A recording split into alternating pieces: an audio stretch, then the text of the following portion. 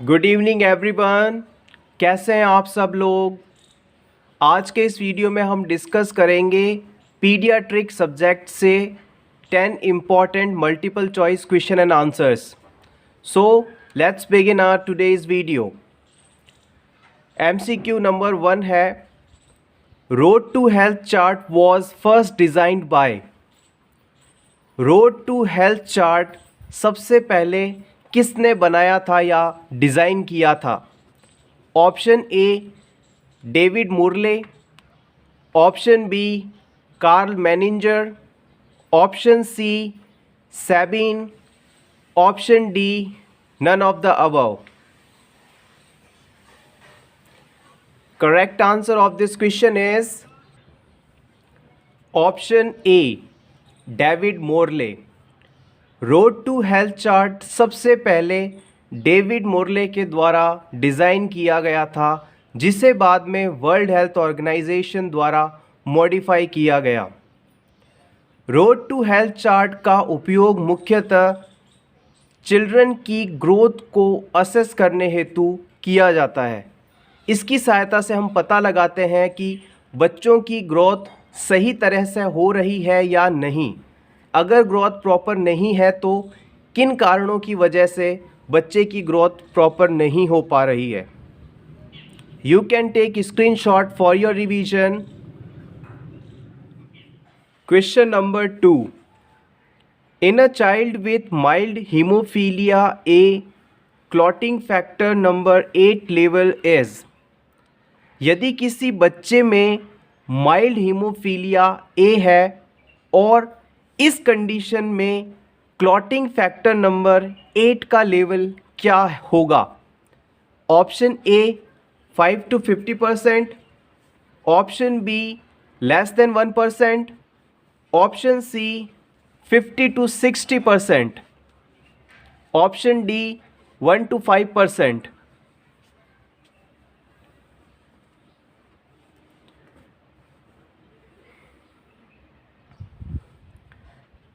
Right answer of this question is option A, 5 to 50%। आगे हम explain करेंगे haemophilia में जो क्लासिफिकेशन होता है क्लॉटिंग फैक्टर की वैल्यूज़ के अकॉर्डिंग। इससे पहले थोड़ा सा जान लेते हैं हीमोफीलिया के बारे में। हीमोफीलिया एक जेनेटिक डिसऑर्डर होता है जिसके अंदर क्लॉटिंग फैक्टर्स की कमी के कारण ब्लड क्लॉट नहीं बन पाते और पर्सन में थोड़ी सी भी इंजरी हो जाए तो बहुत ज़्यादा ब्लड लॉस हो जाता है। हीमोफीलिया डिजीज़ मोस्टली 2 प्रकार से क्लासीफाई किए जाते हैं, haemophilia type A, haemophilia type B. Haemophilia A disease के अंदर क्लॉटिंग फैक्टर नंबर 8 की कमी हो जाती है, जबकि हीमोफीलिया बी में क्लॉटिंग फैक्टर नंबर 9 कम मात्रा में पाया जाता है या एब्सेंट होता है। अब डिस्कस करते हैं हीमोफीलिया ए के क्लासिफिकेशन की। क्लासिफिकेशन के लिए हम हीमोफीलिया ए के लिए रिस्पॉन्सिबल क्लॉटिंग फैक्टर 8 के लेवल को बेस मानते हैं। सबसे पहले हीमोफीलिया ए को हम 3 हिसाब से क्लासीफाई कर सकते हैं, mild haemophilia A, moderate haemophilia A और severe haemophilia A.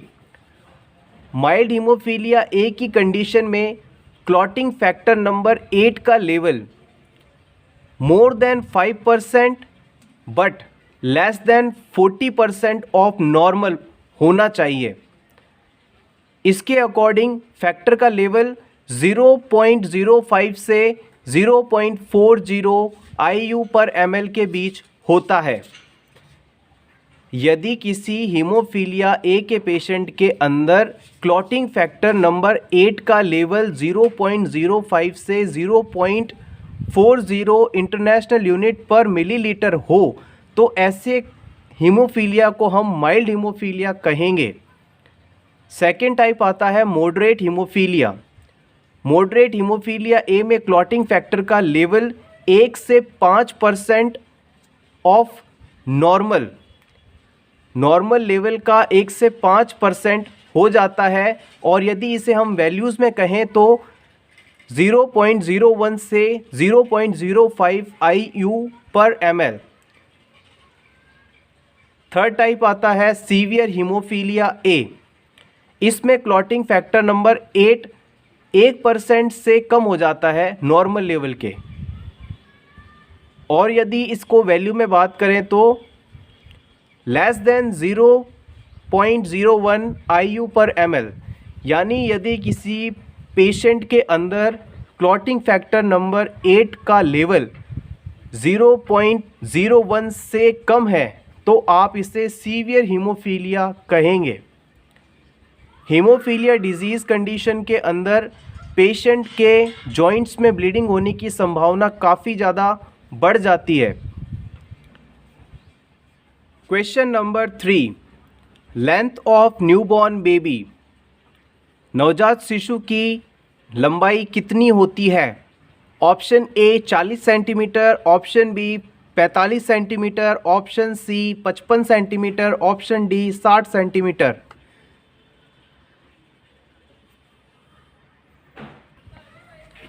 Correct answer is option B 45 centimetre, या फिर हम कहें 45 से 50 सेंटीमीटर न्यूबॉर्न बेबी की नॉर्मल लेंथ होती है। Question number 4, most important and most confusing question. Tetralogy of Fallot से अक्सर क्वेश्चन पूछा जाता है और यही क्वेश्चन मोस्टली पूछा जाता है। Tetralogy of Fallot includes all except. Tetralogy of Fallot में निम्न में से कौन कौन से ऑप्शन सम्मिलित किए जाते हैं एक को छोड़कर? Option A overriding of aorta, option B pulmonic stenosis, option C patent ductus arteriosus, option D ventricular septal defect.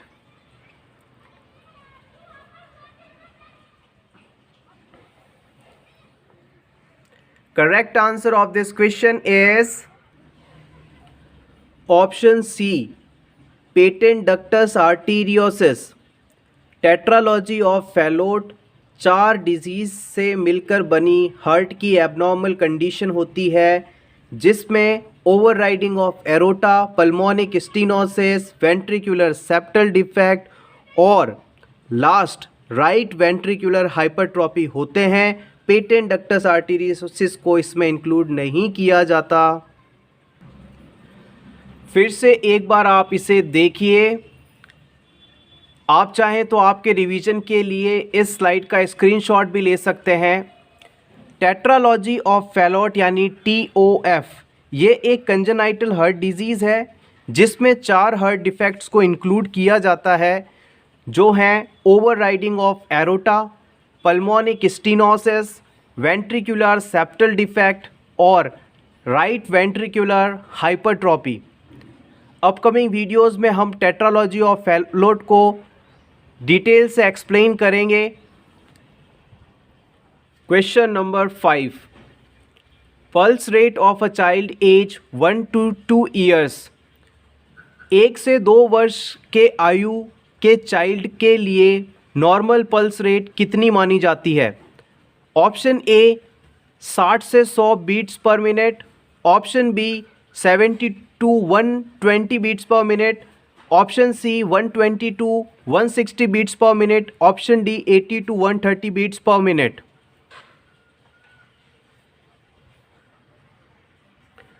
Correct answer of this question is option D 80 to 130 beats per minute. Question number 6, isolation period of a child with bacterial meningitis is option A 12 hours after starting antibiotics, option B 24 hours after starting antibiotics, option C till antibiotics course complete, option D till culture negative। Bacterial meningitis से suffering child को हमें कितने समय तक isolate रखना है? Correct answer of this question is option B bacterial meningitis के patient को हमें एंटीबायोटिक थेरेपी स्टार्ट होने के 24 घंटे तक आइसोलेट रखना है।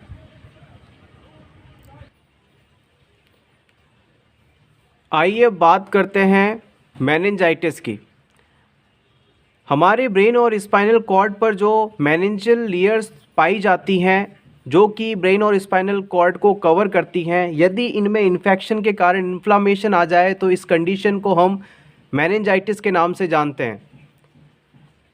पर्सन को या चाइल्ड को हमें मुख्य रूप से आइसोलेट तभी रखना चाहिए जब उसमें मेनिंगोकोकल के द्वारा इन्फेक्शन हो, मेनिंगोकोकल इन्फेक्शन के कारण मेनिंजाइटिस हो, और मेनिंगोकोकल इन्फेक्शन ड्रॉपलेट रूट से फैलता है।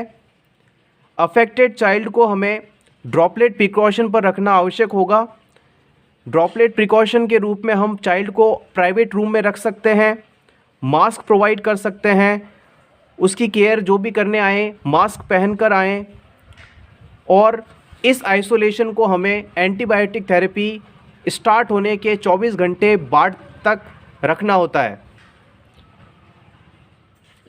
Next question is question number 7, route of administration of measles vaccine. Measles vaccine किस रूट द्वारा एडमिनिस्टर किया जाता है? Option A intramuscular, option B intravenous, option C subcutaneous, option D intradermal.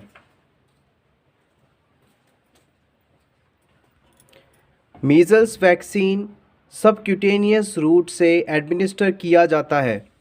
Question number 8, permanent teeth start erupting. बच्चों में permanent teeth किस as से निकलने शुरू हो जाते हैं? Option A 6 to 7 years, option B 1 to 6 years, option C after 10 years, option D 8 to 10 years।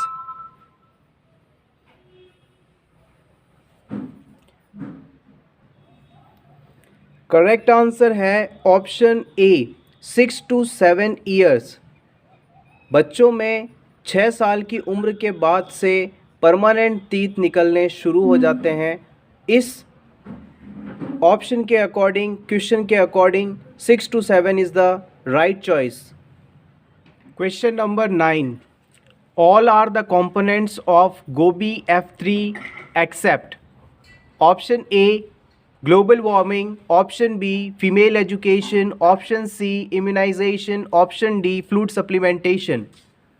आपको बताना है निम्न में से कौन सा ऑप्शन गोबी F3 का कंपोनेंट नहीं है।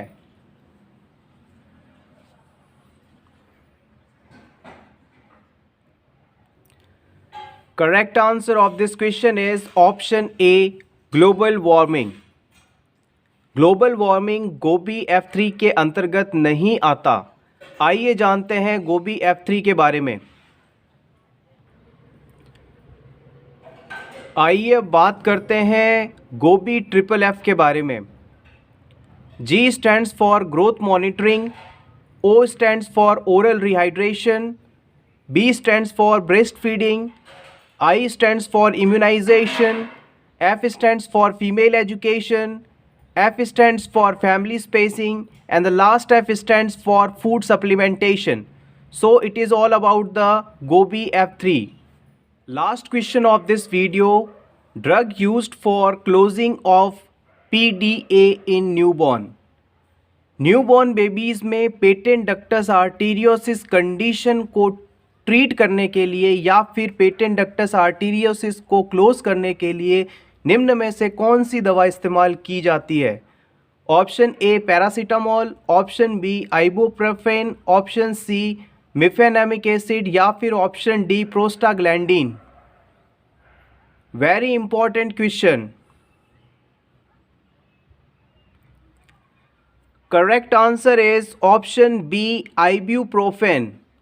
आइबुप्रोफेन और इंडोमेथासिन ड्रग्स के इस्तेमाल के द्वारा हम न्यूबॉर्न बेबीज़ में पेटेंट डक्टस आर्टीरियोसिस कंडीशन को ट्रीट कर सकते हैं या फिर पीडीए को क्लोज कर सकते हैं। सो फ्रेंड्स, ये था हमारा आज का वीडियो। ऐसे ही और वीडियोस देखने के लिए for nurses preparation YouTube channel को सब्सक्राइब कर लें, क्योंकि रेगुलरली हम ऐसे ही वीडियोज़ इस चैनल पर अपलोड कर रहे हैं। वीडियो अच्छा लगा हो तो प्लीज़ इसे लाइक करें, अपने दोस्तों के साथ शेयर करें। टेलीग्राम चैनल पर आपकी प्रैक्टिस के लिए इसी तरह के इम्पॉर्टेंट क्वेश्चंस अवेलेबल हैं। टेलीग्राम पर जाएं और फॉर नर्सेस प्रिपरेशन सर्च करके हमारे फॉर नर्सेस प्रिपरेशन पेज को ज्वाइन करें। Thank you so much, all the best.